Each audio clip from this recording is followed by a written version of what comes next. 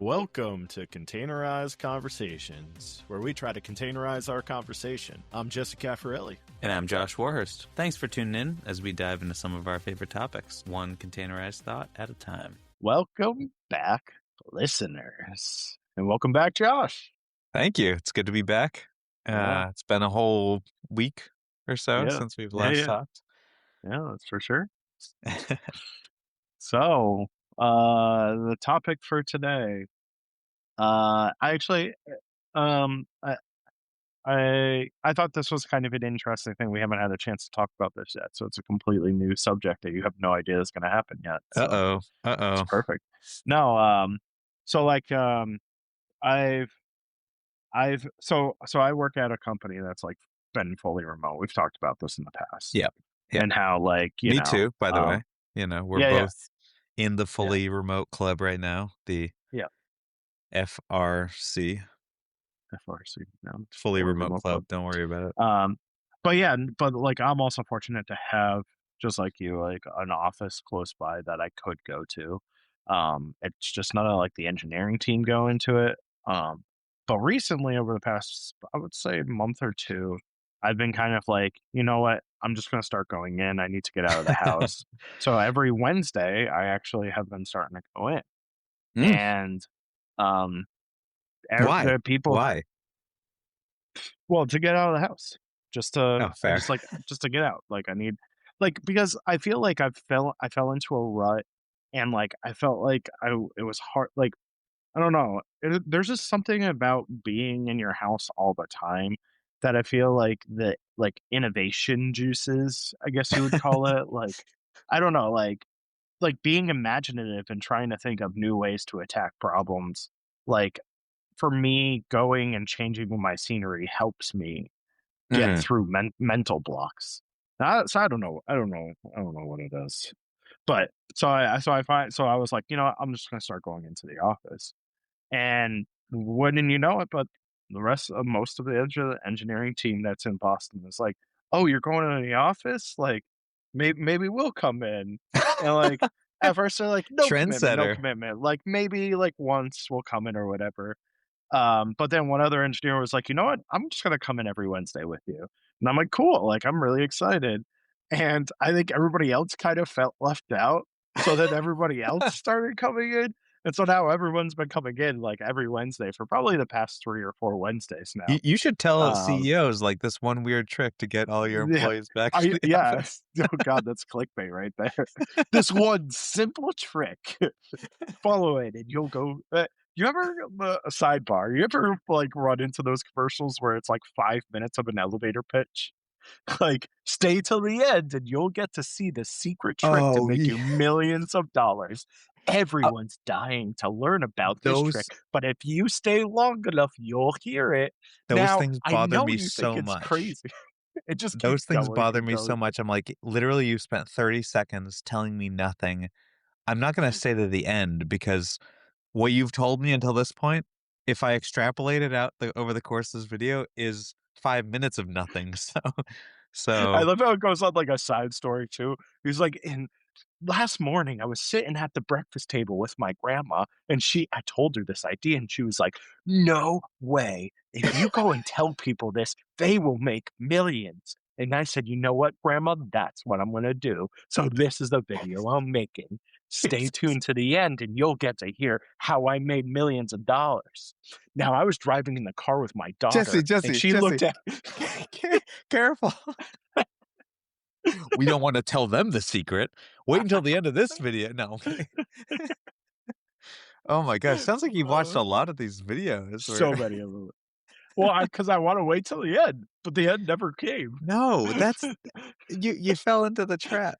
Yeah, we all have our weaknesses. They got my boom. Man. Well, anyways, so that was a sidebar, completely sidetracked. But anyways, one thing that I really find interesting was working from home. Right, our company is like huge into AI use, the whole like vibe coding train, and for me, like I've dived right into it. I've talked about it before. It feels like I'm wearing jetpacks when I'm using this, and like like I feel like this is like a whole nother episode is like my evolution of using AI. Mm. But there was like a whole evolution, but I think now I've gotten into like a really great jive with it, and it's like producing some really great code. I'm not really rewriting the code. It's writing. The standards are really good. Like, yeah, every once in a while I'll catch it have like an if else statement where it's the same block in both the if and the else. Yeah. And like like little dumb things like that Right. for sure. And so like Well, again, you like still have to 90% kind of of the time, it's yeah, giving you what you it's want. yeah. And yeah. Or you mentioned this before where it puts like an import statement at line like 305. Yeah. It's like a and then an import and then another block of functions. We And you're don't like, okay, can we put all the imports at the top, please? Um and then the other thing I actually catch it doing all the time is create variable names that are just like one letter variable names.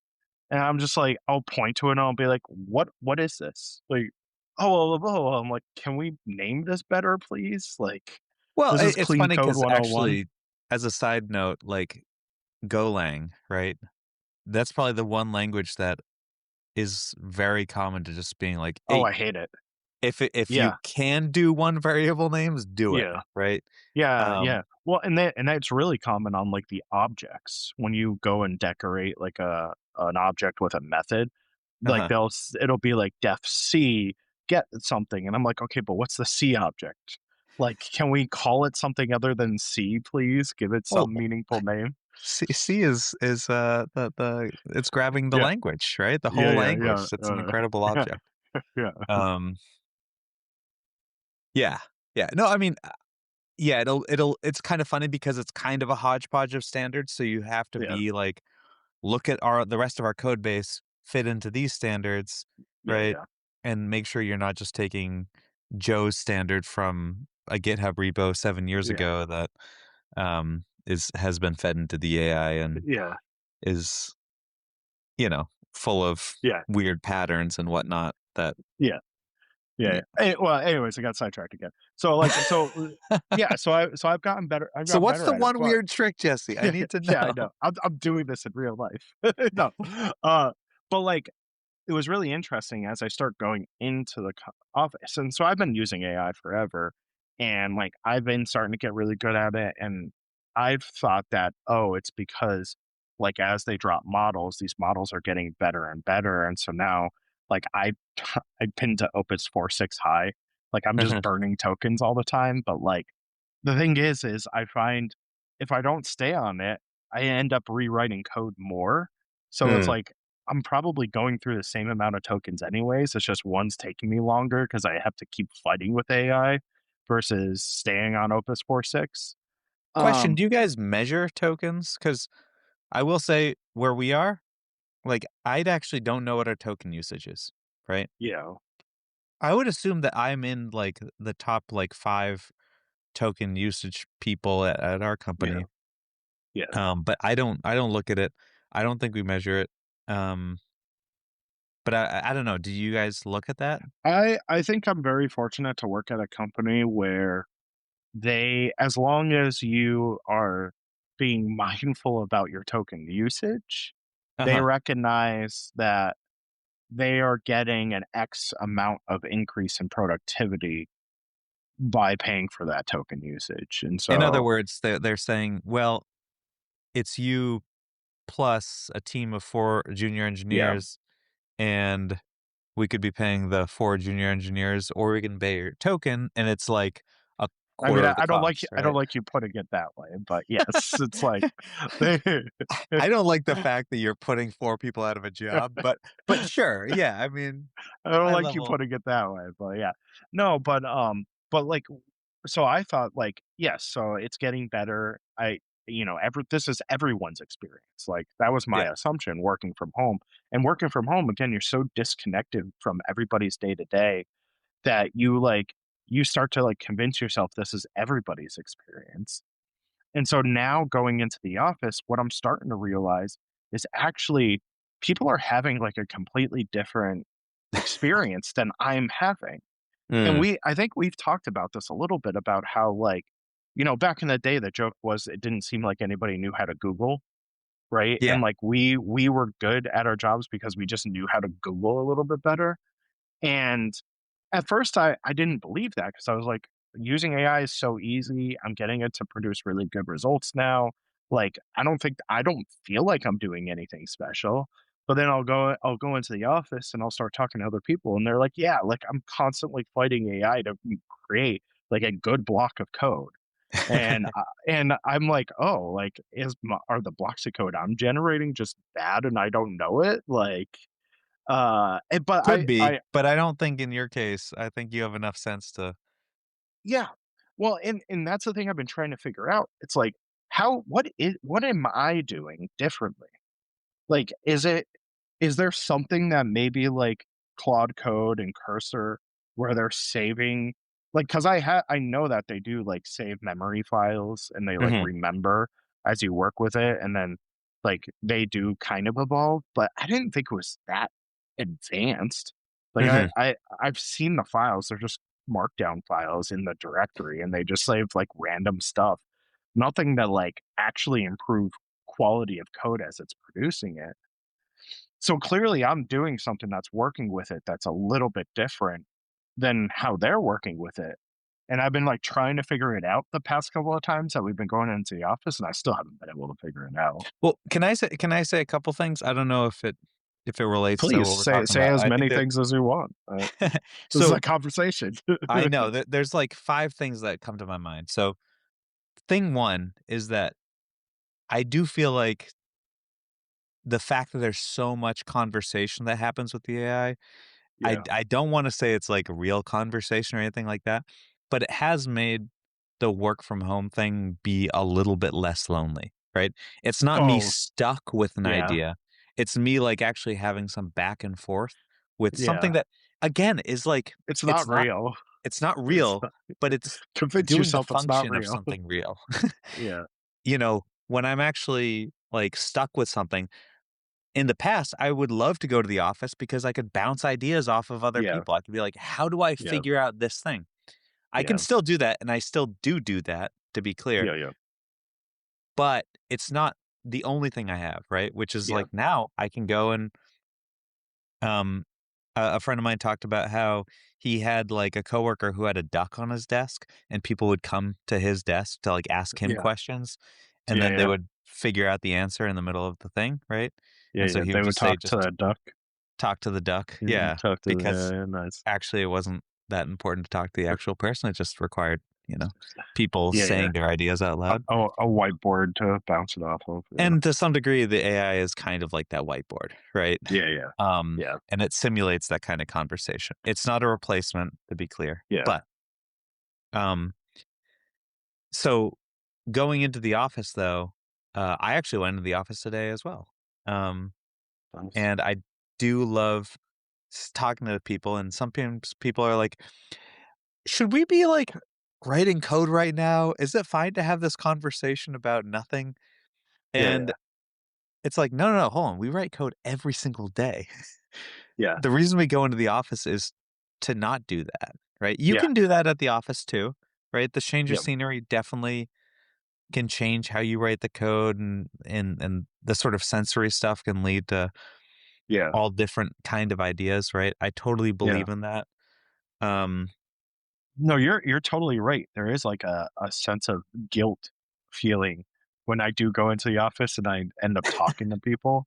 And it's like, I could be working right now, but I'm not. I'm talking to people and you have to convince yourself like, no, like this is like building up the team morale and the like a relationship with your team members. Like this is just as the 7 habits, right? yeah, Spending time building relationships is not a waste of time. right. Like you need to recognize that, you know? Yeah, and it is hard because you say, is this conversation about, you know, uh spam, right? We had a Yeah, conversation today about spam. I'm trying to yeah, convince people who have never tasted spam that spam yeah, is delicious, right? A lot of yeah, people have this idea that spam is not delicious because yeah. of Monty Python, right? I mean, sidebar, uh, it's how you cook it, right? yeah, Like right. And he you was can't like, just eat the block of spam. Like, you can't be a monster, pull it out, and eat it like an apple. But Like, he was like, he was like, "Oh, spam's disgusting." And you're like, "Well, have you ever had it?" "Well, no." Right? And this happens all oh, the okay. time. Yeah, People have yeah, never had it. yeah, And I said, and like, "Should I go home today and buy some?" And I'm like, "Hold on." yeah. I did this with crickets, actually, where like I ate Crickets? crickets. Yeah. Oh, dude, gross. No, no, it's not that gross. I It's mean, I gross. guess it is, but but How were these cooked crickets, or you just, like, went they're out into the cooked. yard, found one, Oh. and just Ooh, catch oh, them while they're jumping. It's extra protein. no. Yeah, they're super high in protein, God. uh, How are but we like talking well, why are we talking about this? okay, the important part about the crickets is that it was all about how you prepared it, right? Yeah. And so Yeah, like eating it plain, kind of like spam, is not the right way to yeah, eat it. yeah. And anyways, the whole point is we had this conversation about Jeez, something that was why does not it work feel like we're related. both, like, have ADHD right now, and we just, like, can't have a hold down a straight conversation? Jesse, just This is wait a until the end one of this conversation. We're all gonna be millionaires. So yeah, yeah. When you get to the end, the, just the hold important out. the important thing about this whole conversation about spam and crickets and whatnot was that it wasn't about the code. It wasn't about the product. Yeah, But and it was like, should we be even having this conversation? yeah, But yes, we should, because we don't get this at home. yeah, And yeah, and having this fun conversation where we're all having fun yeah, yeah, is also bringing us camaraderie. It's also yeah, bringing us to the office, to a yeah, shared space, yeah, giving us that feeling like the office is a really nice place to be. yeah, yeah, And it was, right? It yeah. legitimately was a nice place to be. And It it's was like a mental conducive. reset, Yeah. and, like, again, you reset your brain so that when you go back to work, you're actually more productive than if you sat there spinning your tires for, like, 4 hours, Yeah. you know? And there were certain things that I did differently literally because my monitor was a different Yeah, size, right? yeah, yeah. I'm Yeah, going and oh, using yeah. the Oh, yeah. monitor in the office, and it's Yeah, smaller than my normal monitor. yeah, And so I'm like prioritizing things differently and doing things yeah, differently. And yeah, it did make me appreciate my home monitor more when I came back. yeah, But it also made me do things in a slightly different way. And that slightly different way then builds a different, yeah, habit, a different way of yeah, doing things. So yeah, even just the pieces of hardware I was using yeah, had some impact on the work that I was doing, right? yeah, yeah, yeah, for sure. Um, and so I think that change of pace was really nice. Yeah, I'm not going to go into the office every day of the week, right? yeah, If I don't have to, yeah, yeah, there is a convenience, and I definitely get more code written, right? I yeah, put that in air quotes for people who can't see. I get more code written at home, right? I'm more yeah, productive yeah, at home, right? But just kind yeah, of like the 7 habits, right? The yeah, efficiency is not necessarily effective, right? yeah, yeah. Just because See, we're there it creating is. more code, we're Yeah, producing more, doesn't mean we're actually building relationships in the same way. And yeah, sometimes building those relationships might be giving us the sort of unique ideas that yeah. might push us I'm so in new glad you directions. remembered that because I've been trying to remember the saying, but that was it. His son was trying to be efficient in that conversation when he was I think he was breaking up with his girlfriend or something, right? Right, right. But it wasn't effective. Yeah, and You that can and get it that's done and in the that's it. minimal amount of time, but Yeah, he won't. yeah, Yeah. if you try to be efficient all the time, you're gonna be less effective. And Yeah. sometimes it's more important to readjust to be more effective than efficient. Yeah. Yeah. Yeah, and But and it going into still the doesn't answer office. the question, Josh. Why is it that some people are having this experience with AI where vibe coding's working for them and it's working really well versus others it wasn't, right? So Because I still see the fight online. People are still fighting. And people we haven't really decided does vibe coding produce slop code or not, right? yeah. Well, and some people, the conversation is not just about, it's wrapped up in all these other things, right? Mm, It's wrapped up in water and energy use, right? And they're saying yeah. this isn't really worth it. Yeah, It's yeah, wrapped yeah, up in like conversations about their career, right? Some people are like yeah, not happy about this because their companies are forcing this on them, or it's not like a choice about how to be efficient. It's like you have to use AI Yeah. regardless of if it's Yeah. doing better or worse code than you are. Yeah. And I've heard from people who are working at companies that are literally trying to say, hey, you can't write any more code anymore. You just have to perfect the systems that allow like a manager to basically write all the code, right? Yeah. Like Yeah. they're literally telling people, build the systems to put yourself out of a job, right? Yeah. Um, and so I think there's animosity built there, right? I mean, But oh, go ahead. Go ahead. but to finish, there are like, even though there is this tension, right, that's stopping people from really like learning how to do it well. Yeah. I think that the basic thing why some people do it better than others is purely because they're not using the tools correctly. And I'm gonna say this, like, for instance, I don't. in VS But what is in correctly then? okay, in Let's VS Code, define correctly. here's how I use it, right? I'm not even gonna say this is the best way. It's just how I use it, right? Yeah. Yeah. But in VS Code, we have Amazon Q, right? Which Yeah. it has like Claude, Yeah. Sonnet, and whatever, and an auto thing to choose whatever model is appropriate, whatever. Yeah. They have uh, the default scenario, right? Which is basically saying your context is the active file, Yeah. and you can ask it a question, Yeah. right? That's the default situation. So a person going in, they're looking at a file and they're saying, I want to understand how this thing works, right? Yeah. Or even worse, they're going to say, fix this problem for me. Yeah. And the AI is going to say, oh, well, by default standards, you want me to look at this file and fix this one issue. Yeah. And I'm going to do my best with the tool I've been given. Yeah. Well, here's what I do. I have these safe prompts that say explicitly, look at the whole code base, Yeah. understand what we're trying to do, right? Yeah. Save what you're working on into a text file that we can read Yeah. and absorb as we're going through this. Yeah. Make sure that you understand the ticket, right? And like, we're going to put the whole Yeah. context of the ticket into our workflow, right?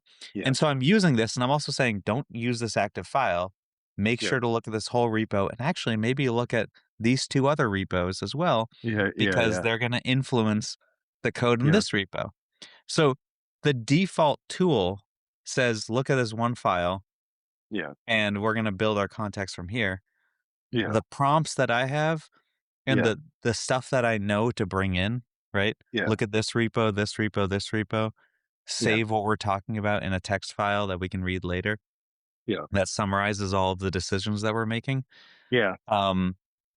Will produce a better thing than the default settings, right? So No, and I think it's really interesting that you just mentioned that, because that's very similar actually to my process too, right? Like the one thing that I'm really fortunate in is we're building like an AI agent for our product. And so we're using LangGraph and LangChain Mhm. as like our base framework that we're building the workflow from. And LangGraph and LangChain offer an MCP server to search their documentation. Uh-huh. So like if you hook it up to your whatever you're using, I'm using Cursor with a Claude model, I can hook up this MCP server, and just like you're saying, like I'll tell it, look at the code base. I actually have like an entire docs folder of our architecture, troubleshooting, like everything. I tell it to load the relevant docs in there. But then I also say, it'll be some sort of feature, like say, like recently I've been working on figuring out how to manage context in a better way. Mhm. And so, a very specific situation. And when we start working on it, it'll like start suggesting code, and like, cause I'll be in plan mode and we're planning it out. And I'm like, whoa, whoa, whoa, whoa. Before we start doing this, go read documentation use the MCP server, read the LangChain and LangGraph documentation, go see if they have a solution for this already. go find code examples, go find something in the framework. And there's been so many times where it like tried to reproduce or recreate the wheel, and LangGraph and LangChain have already come up with like a solution for that use case. And it's like doesn't fit our use case exactly, so we just have to use the framework, but then tweak it just a little bit with like a different middleware or something, right? But it's kind of like how you're using it, right? Where you, it's almost like, and I think there's a new word for this coming out in the industry. It used to be prompt engineering, but Yeah. now it's context engineering. And that's like the new word floating around. We're context engineers because we're trying to fine tune the context at that time before it even starts writing code, so that when it does write code, it's writing it in like a good way. So maybe that's it. Maybe you actually you Maybe. stumbled upon the answer. Well, and it is funny because you look at other people's workflows, right? And you're like, oh, I know that you're Yeah, doing this with AI because all the comments have M dashes all throughout it, yeah, right? So like yeah, we yeah, know yeah, that this is AI generated, but your unit tests are also adding these functions that are in the Golang standard library, right? yes, That are yes, redefining it, like yeah, contains, and yeah, you make your own version of this thing, and I'm like, just yeah, use the yeah, standard library version. yeah, And there's a lot of pieces of AI that says, I can go and generate this code. yeah, And your job is almost to be like, hold on, stop, right? yeah, yes, Think, decide, let's come up with a plan before we do it, and actually yeah, vet the plan, right? yeah, yeah, The other thing that AI happens all the time is, uh, for me, this ends up being a gut feel, right? But you'll be talking to it. I'm putting this in air quotes, but you'll be talking to it and you'll be running tests, right? You'll be yeah, like, okay, give me some commands to like figure out if this is really the right way to implement this. yeah, We're going to use a live instance and do whatever. And it's giving me these things. And then it says, you know what? I think we actually ran up into an AWS limitation. And yeah, I'm like, are you sure? yeah, yeah, yeah, And I will say the "Are you sure?" question has been one of my big, simple yeah, wins, right? yeah, You just ask AI, "Are you sure?" And then it'll be like, "Let me double check what I just yeah, said." yeah, yeah, And yeah, then it'll be like, "Actually, I'm very wrong." And you're like, yeah, but you have to know when to ask that, and yeah, that is the still, like, sixth sense yeah, skill piece here, where you yeah, say, "It's going down a wrong rabbit hole," right? yeah, Or for instance, I'll start with something like a default scenario and I say, okay, this is working, but I really want to remove this component, right? I yeah, really want to like make this more functional, right? We know that this yeah, situation is working. Let's start with that. And we'll go and work through things and they'll say, okay, I think this is a dead end. We should just go back to the original situation. And I'm like, no, no, yeah, no, no, no. Never tell me to go back to the original situation. yeah, I can make yeah, that choice, right? yeah, Do not suggest this. Let's yeah. just keep exploring Oh yeah, until oh I yeah, give up, yeah, right? I don't yeah, want you to give up. yeah, And that's been a really helpful thing that yeah. sometimes I have to go do it. But No, there's a lot of you people know that, what really grinds my gears, Josh? You know what really grinds my gears? When I'm trying to troubleshoot something with AI, and then it finally goes, "Oh, you know what? This isn't anything to do with the piece of software we're currently working on. It's actually an infrastructure issue. You need to go open a ticket with the platform team to make sure they need to go fix it." I literally will start banging on my keyboard. Don't ever tell me to open up a ticket with another person. We are full stack engineers. We figure this out from the beginning. If you ever say that to me again, I'm turning you off. I'm firing you. I get so angry. I get so angry. But like that, yeah, I mean that's it, right? And maybe that's it. Maybe there is like a specific copy of the agents that I'm working with that they saved in the files like, oh yo, he gets really angry if you suggest working with other teams. Like don't try to dump the blame on someone else. And maybe it's just better because I'm forcing it to do what I do. I don't Yeah. know. Yeah. I will say though that there have been times where like a thread goes down the wrong direction Yeah, yeah, and I just say, you know what? We're starting over. Right. Yeah. And again, just dump it. This is tainted context. Yeah. And that's almost like clearing your cookies in Google and just being like, there's no saving this. Yeah. Let's go incognito and do a totally fresh search, DuckDuckGo, whatever, and see what we want. So, there's Josh, we're at 30 minutes and we joked about it at the beginning that you stay tuned to the end and you'll find the secret answer. But I think we accidentally did that. I hope I think there's a hot tip in here, which is focus on the context, right? And that might improve your AI usage. So for the people that did wait till the 30 minutes, or I think we got it to it about 24 minutes in. They're the ones that are going to win. Hope you all become millionaires. That's my hope for y'all tonight. Here's to seeing everyone on their own personal yachts in the future. Cheers. And that was our containerized conversation. I'm Jesse Caffarelli. I'm Josh Warhurst. Have a great night.